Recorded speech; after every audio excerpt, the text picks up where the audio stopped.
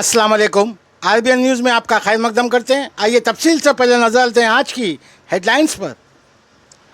3 साल से नए रजिस्ट्री बंद होने से पब्लिक को करना पड़ा है मुसीबत का सामना। सुबह निर्मल में एक चोर ने खवातीन के गले से छीनकर भागी सोने की चैन। निर्मल डिस्ट्रिक्ट में दोनों मियाँ बीवी ने दवा पी के कोशिश की मरने की। कामरेडी जिले में बकरी चलाने वाले का हुआ कत्ल। आइए अब नज़र डालते हैं आज की ताज़ा खबरों पर। जैसा कि आप जानते हैं कि 3 साल से जो रजिस्ट्री बंद होने से तमाम पब्लिक को करना पड़ा है मुसीबत का सामना, और आज ऐसे ही आरबीएन के एमडी मोहम्मद रब्बानी और कैमरामैन प्रकाश ने खास रजिस्टर ऑफिसर से की मुलाकात। आइए देखते हैं रजिस्टर ऑफिसर ने क्या कहा, सुनते हैं उनकी ज़बानी। आज हम बात कर रहे हैं भैंसा शहर में। जैसा कि आप जानते हैं जो नया रजिस्ट्री जो बंद हो गया है, 3 साल हफ्ता हो गया उसको, और 3 साल से जो बंद है काफी लोग परेशान हैं कि रजिस्ट्री कब चालू होगी। और ये भी सुनने में आ रहा है कि जो पहले जो रजिस्ट्री है उसको नया रजिस्ट्री बनाया जा रहा है, जो पटेगी जमीन है उसको रजिस्ट्री नहीं किया जा रहा है, और लोग कंफ्यूज है, परेशान है कि इस रजिस्ट्री कब तक चालू होंगी। आज हमारे साथ ऐसे ही सर मौजूद है, सर से डिटेल में मालूमात करेंगे कि कब चालू होगा रजिस्ट्री और कब पब्लिक को राहत मिलेगी। सर से मालूमात करते हैं क्योंकि गवर्नमेंट का है, सर कह रहे हैं। आइए सर से मालूमात करते हैं। सर आपका बीबीएन न्यूज़ में खैर मकदम करते हैं। सर बताइए सर, ये रजिस्ट्री जो बंद होकर 3 साल का वक्ता गुजर गया, और ये सर कब चालू होंगी ये बोलिए। केस पेंडिंग है, सुप्रीम कोर्ट से आर्डर्स होने के बाद वो रजिस्ट्रेशन चालू होते हैं। और सर हमने सुना कि निजामाबाद अदलाबाद हर जगह चालू है, अपने भैंसे में ही बंद है, ऐसा सही है क्या? नहीं, वो गवर्नमेंट से आर्डर्स है ना बंद करने के लिए। और इसमें ये भी सुना है कि सर जो अभी फिलहाल वक्त जो नई रजिस्ट्री है वो रजिस्ट्री हो रही, जो पटे की रजिस्ट्री जो वेंचर जो लोग बनाए हुए हैं वो रजिस्ट्रियाँ नहीं हो रही, ये सही है क्या? है ना, कब चालू अंदर है? गवर्नमेंट से आर्डर्स आना पड़ता, इसलिए हम नहीं हो रहा रजिस्ट्रेशन। ये भी सुना है कि अगस्त में चालू हो रहा है ये कर। नहीं, अगस्त में मार्केट वैल्यू बढ़ाने का गवर्नमेंट आर्डर देने का था, वो पोस्टपोन्ड हो गया। अब सब रजिस्ट्रारों का और जो स्टाफ का ट्रांसफर हो गया है अभी, इसलिए पेंडिंग में गिर गया मार्केट। जो जो लोग वेंचर बनाए हुए हैं उस जगह से जो लोग जो गरीब आदमी है जो वेंचर वालों के साथ कुछ पैसे दे के एडवांस पे जगह लिए, और वेंचर वाले जो कहते हैं कि अभी रजिस्ट्री नहीं हो रही, वो पब्लिक को गलत लग रहा है कि नहीं हो रही, या गलत बोल वेंचर वाले गलत बोल रहे या जमीन वाले गलत बोल रहे, उसके बारे में डिटेल बोलेंगे सर? अब कुछ नहीं, बगैर गवर्नमेंट आर्डर से कोई भी रजिस्ट्रेशन नहीं हो सकता, कंपल्सरी गवर्नमेंट से आर्डर आना पड़ता जब रजिस्ट्रेशन चालू होते। ये वेंचर वाले तो गलत चालू है, नहीं भाई, गवर्नमेंट से पूरा बंद है ना अभी। तो ये 100% ये होने में हाथ में है, वो गवर्नमेंट को जब सुप्रीम कोर्ट से वो स्टे ऑर्डर विकेट कर लिया, तो मैं तो गवर्नमेंट है कि सर जो उनके घंटा भी रजिस्ट्रेशन हो सकता ना तहसीलदार ऑफिस में। हमारा क्या बोलते 2 घंटा है तो 2 घंटा रजिस्ट्रेशन कर सकते हैं, नाला कनेक्शन करे तो वो 2 घंटा। अगर वो नाला कनेक्शन नहीं करे तो रजिस्ट्री नहीं होगी, वो नाला compulsory. Agriculture land compulsory consult तहसीलदार ऑफिस में करना पड़ता। Non agriculture land plot houses वो हम रजिस्टर ऑफिस में यहाँ पे कर सकते हैं रजिस्ट्रेशन। लास्ट सवाल है, जो लोग जो 2021 में 2022 में जो रियल एस्टेट करते हैं उनके पास से वेंचर से जगह लिए, वो रजिस्ट्री तो कंपलसरी अगर गवर्नमेंट के आर्डर से आए तो हो जाएंगे ना सर? हो जाए, बिल्कुल हो जाएंगे ना। प्रॉब्लम जैसे कि तानूर है, जैसे हर जगह विलेजों में सर पब्लिक कंपल्सरी गवर्नमेंट कुछ ना कुछ ऑर्डर देता होगा, क्योंकि अभी 2020 में LRS स्कीम लेकर आया, वो सुप्रीम कोर्ट में पेंडिंग है। बाद में 2020 में दिसंबर में क्या हुआ, एक प्लाट रजिस्ट्रेशन हो गए तो बगैर LRS रहे तो भी, बगैर नाम लेटर तो भी करो बोल के इंस्ट्रक्शन है, वो कर सकता।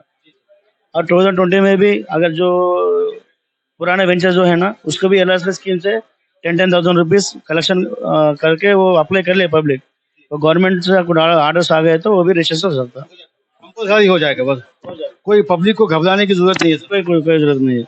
ये थे हमारे सर जो आपको डिटेल में बताए हैं, और सर बार बार कह रहे हैं कि ये हमारे हाथ में नहीं है, ये गवर्नमेंट के हाथ में है। और यहाँ भैंसे में ही नहीं, मुदल तालुक ऐसे ही जो रियल एस्टेट के जो मालिक है, जो रियल एस्टेट का जो काफी अच्छा काम करते हैं, जो भैंसा शहर में मशहूर है और मुदल तालुका में मशहूर है, आज इनसे भी सर के सामने इनसे भी राय लेंगे कि इनकी मर्जी क्या है और ये गवर्नमेंट से डिमांड क्या चाह रहे हैं, और जो पब्लिक जो परेशान है उसके बारे में क्या कहना चाहेंगे, सर से मालूमात करते। सर बोलिए प्रॉब्लम। प्रॉब्लम्स 2020 से रियल एस्टेट इतना प्रॉब्लम है, बहुत प्रॉब्लम है। हर साल जियो आ रहा रुक जा रहा, हर साल जियो जियो आ रहा नया रुक जा रहा। ये गवर्नमेंट अभी तो भी नजर लगा के पब्लिक का क्या तकलीफ है। अभी तो भी ये 2020 के बाद सुप्रीम कोर्ट से भी जीवो आया बोले करके करेंगे रजिस्टर बोले, फिर रुक गया बाद में सेंटर में। फिर बाद में स्टेट से भी एसटीओ आया, फिर खरे 4 दिन 4 महीने, फिर बंद कर दिए। असल गवर्नमेंट सही डिसीजन नहीं ले रहा रियल एस्टेट के ऊपर। जो भी है अगर डिसीजन लिए तो आज आम पब्लिक रियल एस्टेट जो व्यापार है इतना परेशान है, लेके पूरे फंस गए। कुछ लोगों का शादी और जो है सो सगाई करके रुके वाले हैं। अभी तो भी ये जो गवर्नमेंट है ना, नजर लगा के पब्लिक को आवाम को तकलीफ नहीं देना, ये रियल एस्टेट व्यापार वालों को भी तकलीफ नहीं देना। जो 20 फीट रोड है 30 फीट रोड है ये सब गलत है। ये 40 साल से जो 20 फीट से जो रोड जो है सो अलाउंस दिए सो है। अभी जो 2020 के बाद 20 फीट रोड नहीं रहना 30 फीट रहना ये पूरा गलत है। जो भी डिसीजन लेना है, नया वेंचर हो दो पुराना वेंचर हो दो, 20 फीट पे जो पुराने जितने भी हुए अभी जो है सो आधा प्लाट करे सो है एक वेंचर में, एक 100 प्लाट में 20 प्लाट है रुके वाले, वो नहीं हो रहे हैं। क्यों नहीं होते हैं? आज 2019 99 में कुछ प्लाटा करे सब, अभी तक जो है सो कुछ प्लाटा रुके वाले हैं उनके जो नहीं हो रहे। जब जियो होता 20 फीट का, अभी क्यों जियो नहीं है? अभी भी गवर्नमेंट जो भी है पुराने जो प्लाट जो करे, जो 2020 के बाद उन 2022 से पहले उनको जल्दी से जल्दी ऑर्डर दे देना। जो चालान है वो ले लेना गवर्नमेंट के थ्रू से। ये हमारा जो भैंसा जो शेयर का बहुत प्रॉब्लम चल रहा साहब, ये गवर्नमेंट अभी तो भी जल्दी से जल्दी एक्शन लेके रजिस्टर नहीं रुकाए जैसा करना, जो है सो सबको पब्लिक को तकलीफ हटा देना। शुक्रिया। ये थे जो आम आदमी की भी जो प्रॉब्लम है, आम आदमी भी जो अपना आज सुबह निर्मल में एक वाक़या सामने आया। जैसे कि आप जानते हैं कि दो ख़वातीन ने शॉपिंग करके दुकान से निकल रहे थे और अचानक चोर ने उनके गले से चैन छीनकर भागा और सीसी कैमरे में आने से वहाँ की आवाम ने उसको पकड़कर अरेस्ट कर दिया। आइए देखते हैं, रिपोर्ट है हमारे निर्मल से अत्थर की ये रिपोर्ट, आइए नजर डालते हैं।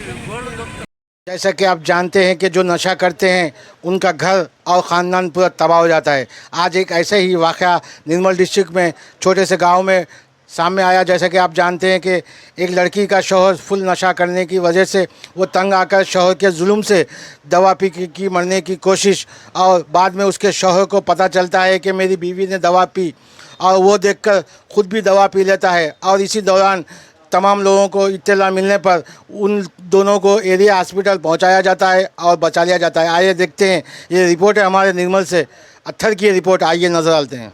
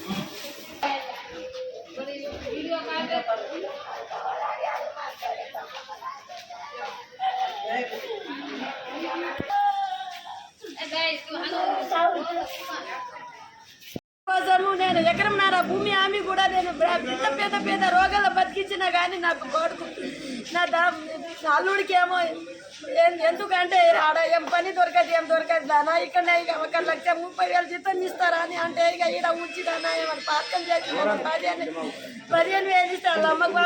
అదే పొద్దుగల గదేపుడికి పోయి మందు తాగి వచ్చిండు కళ్ళు. ఎవరు? అల్లుడు అయితే నిన్న కూడా తాగిండు సాయంత్రం కూడా పుల్లు మీద ఇక అన్నం కూడా తినలేడు అయితే తినకనే ఎందుకు మన వయసే లేదు కదా నిరుడ పెళ్లి అయింది ఎందుకు అంతగానో మా నాన్న కూడా అంతే తాగుతాడు నీవు కూడా అంతే మా అమ్మకు దొరికినట్లు నాకు కూడా దొరికింది నేను ఒక్క కూతురు అని అంతే తిన్నది కొట్టిండ చెప్పులతోటి కొడితే ఇక్కడ ఉబ్బింది ఉబ్బకాలి అయినా కానీ నా బిడ్డకు కూడా తిట్టినా ఇక తనకి ఏమనాలి ఎందుకంటే ఎవరో వీళ్ళకెళ్ళి మన ఊర్లో వచ్చి పెంచుతున్నాం అందుకే ఫస్ట్ బిడ్డ తాగితే తర్వాత ఏమో నేను కూడా తాగుతా అని నాకు తెలియకనే అల్లుడు మను సీల్ మను రాజేష్ అల్లుడు పేరు రాజేష్ అప్లికేషన్ పెట్టిన ఎందుకు ఏడైనా బతుకు పన్నమైతే कामाडी का रहने वाला एक शख्स जो बकरियां चलाता था, 1 महीना कबल पहले उसके गुम होने की खबर उसके बेटे ने पुलिस स्टेशन में देता है और पुलिस ने तहकीकात का आगाज़ करते हुए कल उसे 1 महीने के बाद पता चलता है कि उस शख्स का हो गया है मर्डर। आइए देखते हैं रिपोर्ट है कामाडी से आगे क्या हुआ। ज़िले में एक छोटा सा गांव है, एक दर्दनाक वाक़या उसमें सामने आया। एक लड़के ने अपने बाप के गुम होने की इत्तला पुलिस को देती है, पुलिस और तहकीकात का आगाज़ कर देती है और उसको ढूंढने की कोशिश करती है। कबल 1 महीने के बाद पता चलता है कि वो जो बकरियां चलाते थे 2 दोस्त मिलके, एक दोस्त ने इस लड़के के बाप को मारकर दफन कर दिया गया और 1 महीने के बाद पता चलता है सीसी कैमरे से। और लड़के ने क्या कहा सुनते लड़के की ज़बानी, आइए देखते हैं पुलिस के ने क्या कहा और लड़के ने किस तरह अपने बाप के कातिल को पकड़ा और किस तरह पुलिस ने तहकीकात करके केस का आगाज़ कर दिया। आइए देखते हैं। 19 రోజు మిస్ అయిందని మేము కంప్లైంట్ ఇచ్చినాము। ఆ రోజు నైట్ ఏమైందంటే మా అక్కకి ఎగ్జామ్ ఉండే 19 రోజు ఎగ్జామ్ ఉండే। ఆ రోజు మా నాన్న ఏంటంటే డైలీ కాల్ చేస్తాడు। మా అమ్మ 1 మంత్ నుండి లేదు, నేను ఇక్కడ ఉన్నా, నేను బెంగళూరులో వర్క్ చేస్తాను। ఒక 10 డేస్ బ్యాక్ వచ్చిన నేను 10 డేస్ బ్యాక్ వచ్చి వెళ్ళిపోయినా నేను 10 డేస్ అవుతుంది నేను వెళ్ళిపోయి బెంగళూరు వెళ్ళిపోయి ఇంటి దగ్గర ఎవరు లేరు, మా నాన్న ఒక్కడే ఉంటుండు। మా నాన్నకి ఏంటంటే మేకలు ఉన్నాయి, మేకలు డైలీ మేకల దగ్గరికి వెళ్తుండే। మా నాన్నతో పాటు ఇంకొక మేకలు కూడా ఉన్నాయి, కందూరు సాయిలి, వాళ్ళిద్దరు వెళ్తుండే, వాళ్ళిద్దరు మేకల దగ్గరికి వెళ్తుండే। మేము మా నాన్న కాల్ చేసినాము, మా నాన్న ఎవ్రీడే మార్నింగ్ నైట్ కాల్ చేస్తాడు, మా అక్కకైతే కంపల్సరీ చేస్తాడు। మా అక్కకి చిన్న బాబు ఉన్నాడు, ఆ బాబుతోటి వీడియో కాల్ మాట్లాడడానికైనా డైలీ కాల్ చేస్తాడు। ఫ్రైడే రోజు నైట్ కాల్ చేయలేడు, కాల్ చేయకపోయేసరికి మేము రిటర్న్ కాల్ చేస్తే స్విచ్ ఆఫ్ వచ్చింది మాకు।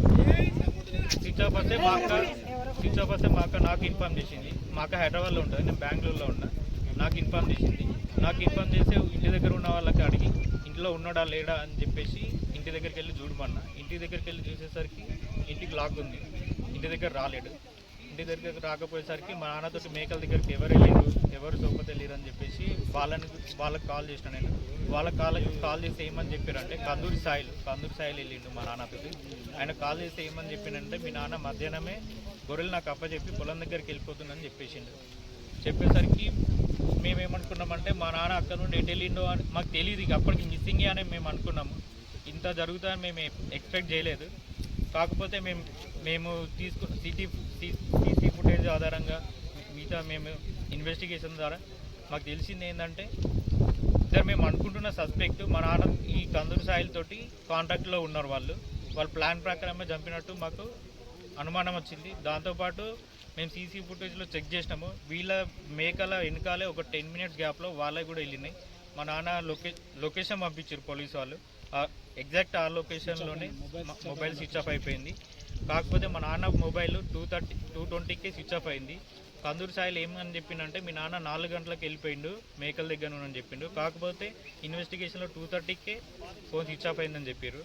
లొకేషన్ కూడా ఇక్కడ సైడ్ చూపెట్టింది। అతను ఏంటంటే అక్కడ నుండి అటే వెళ్ళిపోయినాం, ఇక్కడ వరకు వచ్చి అక్కడ నుండి అటే వెళ్ళిపోయినాం, అక్కడ వరకు వచ్చిండు, ఫ్యాక్టరీ వరకు వచ్చిండు మీ నాన్న నాతోటే ఫోన్ చూసుకుంటే వెళ్ళిపోయిండు అని చెప్పిండు 4 గంటలకు। కందూరు సాయిల్ మీద మాకు 1% కూడా అనుమానం లేకుండే।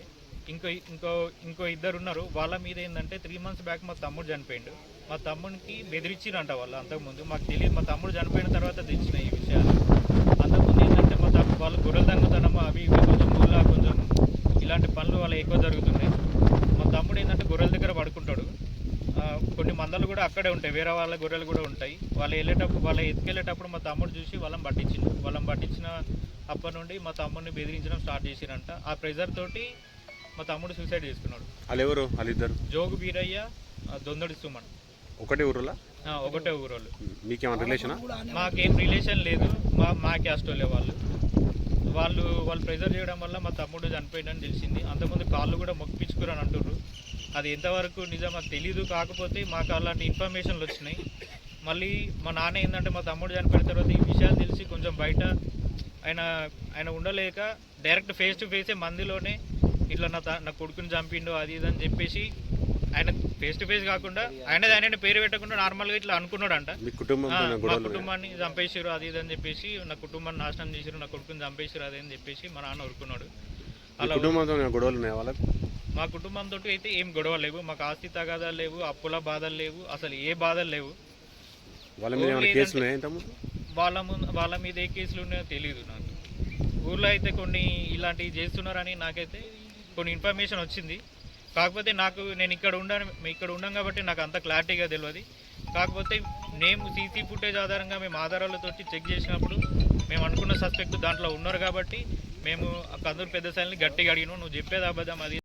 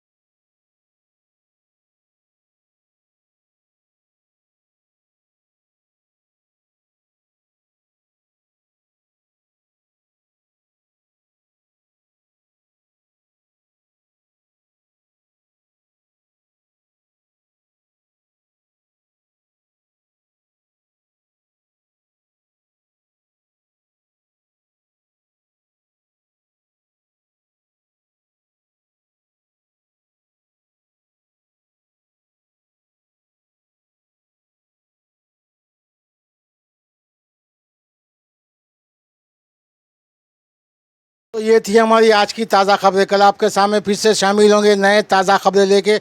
आप हमारे आरबीएन न्यूज़ को शेयर, लाइक एंड सब्सक्राइब करना ना भूलें। अल्लाह हाफिज़।